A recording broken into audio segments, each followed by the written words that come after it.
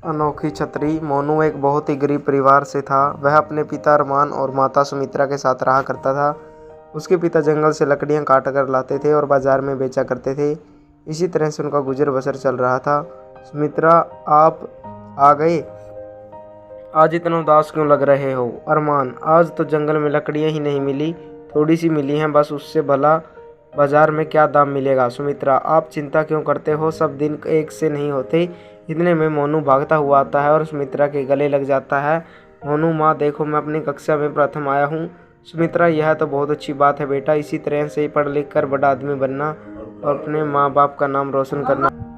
मोनू, पापा प्रधानाचार्य ने मेरी पढ़ाई से खुश होकर मुझे पास के गांव के बड़े स्कूल में पढ़ने की इजाज़त दे दी है। अरमान, अरे वाह, यह तो बहुत अच्छी बात है। कब जाना है वहाँ पढ़ने के लिए? मोनू, 2 दिन बाद जाना है। सुमित्रा, पर उस गांव में जाने के लिए तो नदी पार करनी होती है ना, और हमारे पास इतने पैसे नहीं हैं कि रोज़ उस गांव तक जाने के लिए नाव वाले को पैसे दे सकें। अरमान, अभी तो 2 दिन बाकी हैं, कुछ न कुछ जुगाड़ जरूर हो जाएगा। फिर तीनों खाना खाकर सो जाते हैं, पर अरमान को नींद नहीं आती क्योंकि उसे पैसों का बंदोबस्त करना था। उसका बेटा बहुत होनहार था और उससे एक बड़े स्कूल में पढ़ाने का मौका मिला था। अरमान नहीं चाहता था कि उसकी वजह से उसका बेटा अच्छे स्कूल में ना पढ़ सके। अरमान वैसे तो अपने बच्चे के लिए कुछ भी नहीं कर पाता, पर जब उसने अपनी मेहनत के बलबूते पर एक बड़े स्कूल में पढ़ने का मुकाम हासिल किया है, तो फिर भला मैं उसे पढ़ा भी नहीं पा रहा था। लेकिन हाथ पर हाथ रखे बैठकर कुछ नहीं होगा, मुझे कुछ न कुछ तो प्रबंध करना ही होगा। अगली सुबह अरमान अपनी कुल्हाड़ी लेकर जंगल की तरफ गया और वहाँ से उसे ज़्यादा लकड़ियाँ नहीं मिली, बस वहीं थोड़ी सी लकड़ियाँ काटकर बाजार में बेच आया। फिर जब वह बाजार से वापस आ रहा होता है, तभी से उसे एक भिखारी दिखाई दिया। भिखारी, बेटा, कई दिनों से खाने को कुछ नहीं मिला और ना ही जेब में कोई पैसा है, जिससे भी भीख मांगने गया उसने चिल्लाकर फटकार कर मुझे वहाँ से भगा दिया और रात भी बहुत हो गई है, कुछ पैसे हो तो दे दो, बहुत तेज भूख लगी है। अरमान, मेरे पास तो इन लकड़ियों को बेचकर केवल 2 ही रुपए आए हैं, इनसे भला मेरा क्या होगा? लेकिन कम से कम इस गरीब इंसान का पेट तो भरेगा। मैं यह 2 रुपए इसी को दे देता हूँ, मैं कुछ और बंदोबस्त कर लूँगा। अरमान 2 रुपए उस भिखारी को दे देता है। भिखारी, बेटा, भगवान तुम्हारा भला करे, तुम्हारे हाथ में जो हुनर है वह है एक दिन तुम्हें बहुत ऊंचाई पर लेकर जाएगा। अर्जुन, मैं समझना नहीं, भिखारी, समय आने पर सब कुछ समझाओगे। यह कहते हुए भिखारी वहाँ से चला जाता है। अरमान खाली हाथ घर वापस आ जाता है और अभी भी वह वही सोच रहा था कि मोनू के लिए पैसे कहाँ से लेकर आऊँ। तभी अचानक से बहुत तेज बारिश होने लगी, जो कि रुकने का नाम ही नहीं ले रही थी। अरमान, हे भगवान, इस बारिश को भी अभी होना था। ऐसा लग रहा है कि साल भर की बारिश अभी हो जाएगी। सुमित्रा, कल मोनू को पास वाले गांव में पढ़ने के लिए जाना और यह बारिश है कि रुकने का नाम ही नहीं ले रही। हमारे पास तो छाता भी नहीं है जो हमें इसे दे दें। पूरी रात पानी बरसता रहा। पानी रुकने की आस में सुमित्रा और अरमान मोनू के साथ बारिश होते हुए देखते रहे, लेकिन बारिश ने रुकने का नाम ही नहीं लिया। तभी अरमान को उस भिखारी की बात याद आई। वह तुरंत उठ गया। सुमित्रा, क्या हुआ? तुम अचानक इस तरह क्यों उठ गए? अरमान, तुम आराम से सो जाओ और मुझे मेरा काम करने दो। सुमित्रा और मोनू अंदर जाकर सो गए और अरमान ने पूरी रात जाकर एक लकड़ी की छतरी बनाई और सुबह मोनू को देते हुए कहा, मोनू, यह बारिश तो रुकने का नाम ही नहीं ले रही, इसलिए यह लो छतरी। मेरे पास कुछ लकड़ियाँ बची थी, उनको छीलकर मैंने एक लकड़ी की छतरी बनाई है। यह तुम्हें इस बारिश से भीगने से बचाएगी और तुम बिना भीगे स्कूल जा सकोगे। मोनू, पर पिताजी, यह तो लकड़ी की छतरी है। अरमान, हाँ बेटा, मेरे पास जो था वह मैंने तुम्हें दे दिया। मोनू, यह तो बहुत ही सुंदर लग रही है। सोनू उस छतरी को उठाता है और स्कूल जाने के लिए अपने माता पिता से आज्ञा लेता है। जब मोनू छतरी लेकर गाँव से निकला तो आसपास के लोग उसकी छतरी को देखने लगे और उसकी बहुत प्रशंसा करने लगे। गांव में बारिश के साथ साथ तूफान भी आ गया था। रास्ते में प्रवीण और निखिल नाम के 2 लड़के सुंदर सुंदर रंगों की साधारण छतरी लिए हुए बारिश के नीचे खड़े थे। प्रवीण, अरे अरे देखो, मोनू के पास लकड़ी की छतरी।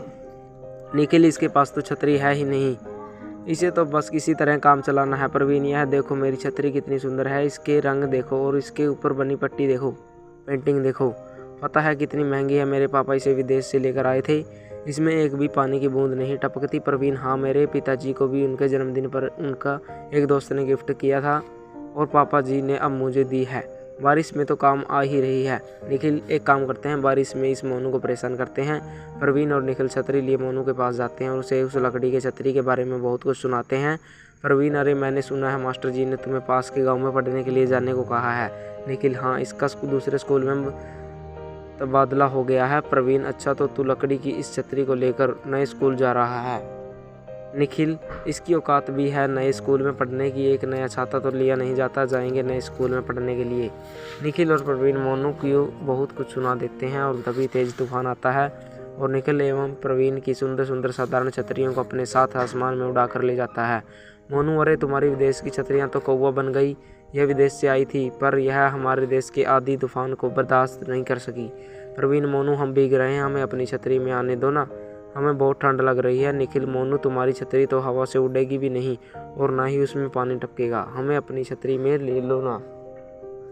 मोनू को उन पर दया आ गई और उसने अपनी छतरी में उनको आने दिया। प्रवीण, हमें माफ़ कर दो मोनू, हमें तुम्हारा बहुत मजाक उड़ाया पर तुमने फिर भी हमें अपनी लकड़ी की छतरी में आने दिया और हमें भीगने से बचा लिया, नहीं तो हम पूरे के पूरे भीग जाते और बीमार पड़ जाते। मोनू, यह तो मेरा फ़र्ज था, अगर मैं भी तुम्हारी तरह करता तो तुम और मुझ में क्या फ़र्क रह जाता। मोनू अब प्रवीण और निखिल को उनकी जगह पर छोड़कर अपने स्कूल की तरफ आगे बढ़ता है। आगे जाकर वह एक नदी के किनारे पहुंचा जहां पर बहुत पानी भरा हुआ था और कोई नाव भी नहीं थी। मोनू, अरे यहाँ तो कोई भी नाव नहीं है, मैं नदी पार कैसे करूँगा। नदी के पास पहुँचते पहुँचते बारिश भी रुक चुकी थी। तभी वह अपने छाते को उल्टा करके नदी में डाल देता है और एक नाव के रूप में प्रयोग करता है। मोनू, ये छतरी मेरे लिए नाव का काम भी करेगी, मुझे किसी भी हाल में स्कूल पहुंचना ही होगा, अगर मैं आज नहीं पहुंचा तो कभी भी इस मुकाम को हासिल नहीं कर पाऊंगा। मोनू अपनी छतरी में बैठ गया और अपने हाथों से पानी को धकेलते हुए आगे बढ़ गया।